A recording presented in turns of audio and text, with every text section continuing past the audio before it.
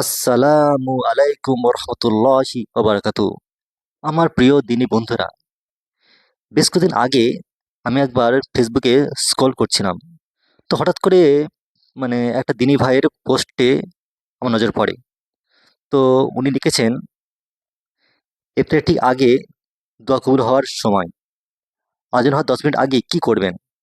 তো তো উনি ওনার পোস্টে লিখছেন, ওনার ভাষায় লিখছেন। তো উনি বলছেন সেটা হলো, ইফতারের ঠিক আগে দোয়া কবুল হওয়ার সময়, আজান হওয়ার 10 মিনিট আগে কি করবেন? মাগরিবের আজান হওয়া 10 মিনিট বাকি। আপনি কি করছেন? রান্নাঘরে দৌড়াদৌড়ি? কিছু সাজাচ্ছেন? পানির গ্লাস রাখছেন? টেবিলে খাবার নামাচ্ছেন? ছোলা, পেঁয়াজ, হালিম সব গরম করছেন? বাচ্চারা টেবিলের চারপাশে বসে আছে, হাতে খেজুর তুলে নিয়েছে, চোখ ঘড়িতে। আর কত সময়? আপনিও ব্যস্ত। আরে, ওই পেলাটা নাও, পানি ঢালো জলদি। আজান হলো, সবাই তাড়াতাড়ি খেজুর মুখে দিল, পানি পান করলো, রোজা ভাঙলো। কিন্তু আজান হওয়ার আগের সে 10 মিনিট, যেই সময়টা ছিল দোয়া কবুলের সোনালি সময়, সে সময়টা কি করলেন? রান্নাঘরে ব্যস্ত ছিলেন? দোয়া করেননি? হাত তোলেননি? কিছু চাননি? রমজানের সবচেয়ে মূল্যবান মুহূর্ত হাতছাড়া হয়ে গেল। রোজাদারের দোয়া ফেরত যায় না। নবী করিম সাল্লাল্লাহু সাল্লাম বলেছেন, 3 ব্যক্তির দোয়া ফেরত যায় না। রোজাদার, যতক্ষণ না সে রোজা ভাঙে। 2, ন্যায়পরায়ণ শাসক। 3, মুসলিমের দোয়া। সুনানে ইবনে মাজাহ হাদিস নম্বর 1752।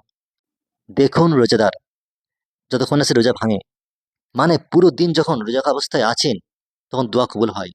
কিন্তু বিশেষভাবে এতে ঠিক আগে, যখন আজান হতে আর মাত্র মাত্র 10 মিনিট বাকি, নবী করিম সাল্লাল্লাহু সাল্লাম আরো বলেছেন, রোজাদারের জন্য একটা সময় একটা দোয়া আছে, যা ফেরত যায় না। শুনেন ইবনে মাজাহ। মানে এই মুহূর্ত সারা দিনের সবচেয়ে শক্তিশালী সময়, যা চাইবেন ইনশাল্লাহ পাবেন। ইফতারের আগের 10 মিনিটে যা করবেন, সব কাজ থামিয়ে দিন, হাত তুলুন। আজান হওয়ার 10 মিনিট আগে যা করছেন থামান। রান্না থামান, টেবিল সাজানো থামান। পুজো করে পরিষ্কার জায়গায় বসুন। কিবলামুখী হন, 2 হাত তুলুন, চোখ বন্ধ করুন, মনোযোগ দিয়ে দোয়া শুরু করুন। প্রথমে আল্লাহর প্রশংসা দিয়ে শুরু করুন, যেমন সূরা ফাতিহা, সূরা ইখলাস, যেকোনো একটা সূরা পড়ে শুরু করুন। তারপর বলুন আলহামদুলিল্লাহ, সুবহানাল্লাহ, আল্লাহু আকবার, লা ইলাহা ইল্লাল্লাহ। তারপর দরুদ পড়ুন, আল্লাহুম্মা সাল্লি আলা মুহাম্মাদি ওয়া আলা আলি মুহাম্মাদ।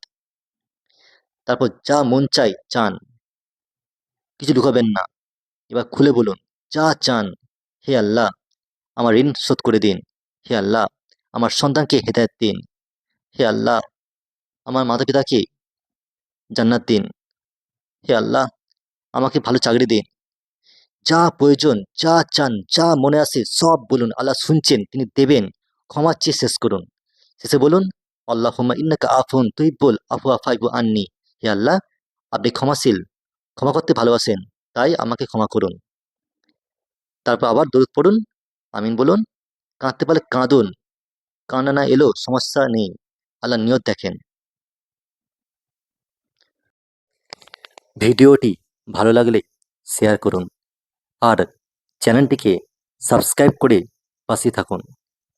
আজকে এই পর্যন্ত, আবার দেখা হবে পরের ভিডিওতে ইনশাআল্লাহ। আসসালামু আলাইকুম ওয়া রাহমাতুল্লাহি ওয়া বারাকাতুহু।